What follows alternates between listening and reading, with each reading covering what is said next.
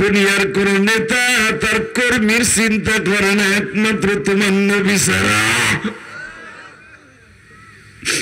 দুনিয়ার নেতারা তার নিজের চিন্তা করে, একমাত্র পৃথিবীতে তোমার নবী চিন্তা করছে তাদের কর্মীদের।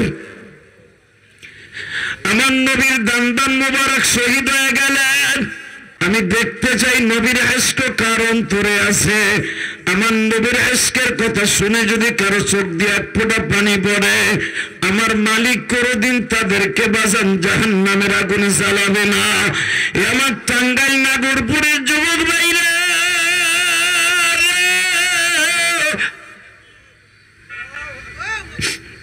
আমার আল্লাহর কাছে বান্দার দুইটা জিনিস সবচাইতে দামি। কয়টা? পুরা বডির মধ্যে দুইটা জিনিস আমার আল্লাহর কাছে সবচাইতে দামি।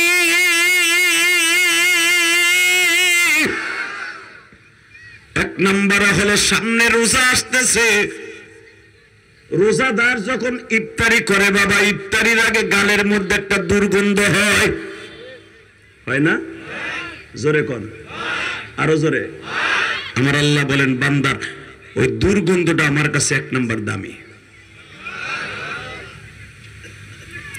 দুই নম্বর দামি হলো গুনাহগার বান্দা যখন চোখ দিয়ে পানি ফেলায় জাহান্নামের ভয়ে, এই পানিটা আমি আল্লাহর কাছে অনেক ঘেরানযুক্ত।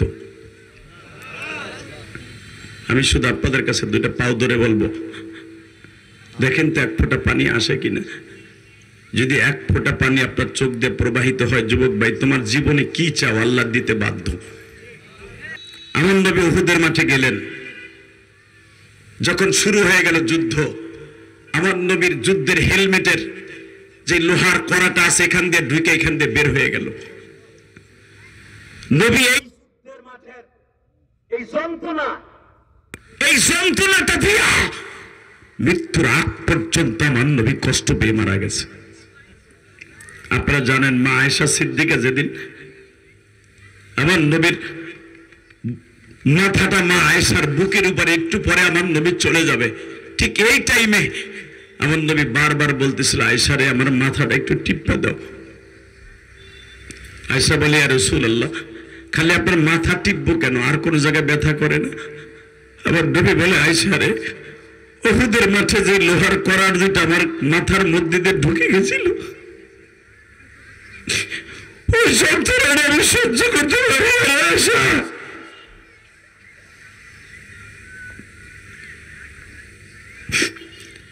মা আয়েশা বলে ইয়া রাসূলুল্লাহ আমি কি শুধু আপনার মাথাটাই মেসেজ করে দিব? না, মাথা মেসেজ করবা কেন জানো আয়েশা?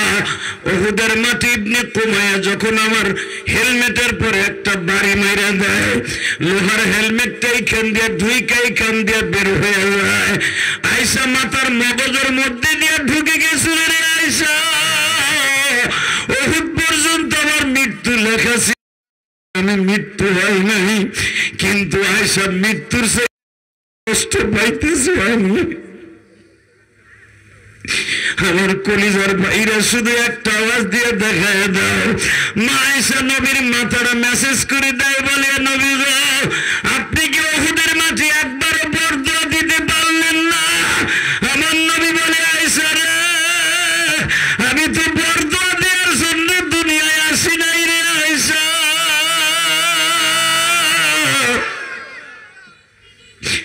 আমি যদি বরদোয়া দিতাম একটা বেঈমানও বাঁচত না।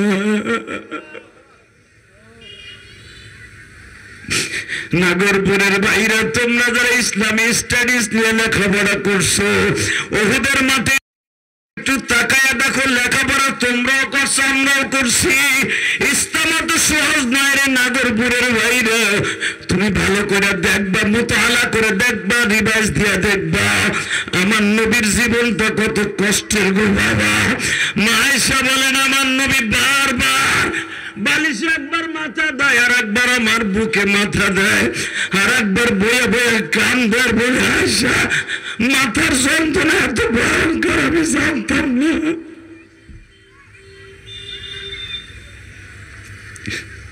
বাবা শুধু আমার দিক তাকায় এক ফোঁটা পানি ছেড়ে দিয়ে দেখেন কত মজা লাগে। আমি না বলছি আমার আল্লাহর কাছে বান্দার দুটো জিনিস সবচেয়ে বেশি দামি এবং ঘেরানযুক্ত, রোজাদারের ইফতারির আগে দুর্গন্ধ মুখের আর গুনাহগারের চোখের পানি। যুবক জীবনে কত নেশা করছর ভাই, কত ইয়াবা খাইছর, কত গাঞ্জা খাইছর, কত খারাপ কাজ করছর, সব গুনার কথা মনে করে চোখের পানি এক ফোঁটা ছাইরে দেখ কলিজার ভাই, তোর চোখের পানির দাম আমার আল্লাহর কাছে সবচেয়ে বেশি।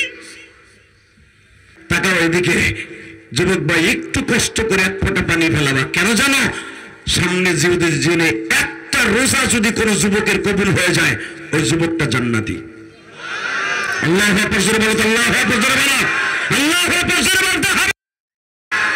দীপ্ত কণ্ঠে একটা আওয়াজ দেওয়া খান, যে মানুষটা মায়ের খাইলেন, রক্ত জড়াইলেন, লোহার কড়া এখান দিয়ে ঢুকে এখান দিয়ে বের হয়ে গেলেন, দান দান মোবারক শহীদ করলেন, ওই মানুষটার যদি বাংলার জমিনে কেউ গালি দেয়, ওর সাথে আমার কোনো সম্পর্ক থাকতে পারে না। কথা ঠিক না ঠিক? আজকে 22শে জানুয়ারি 2025 সালে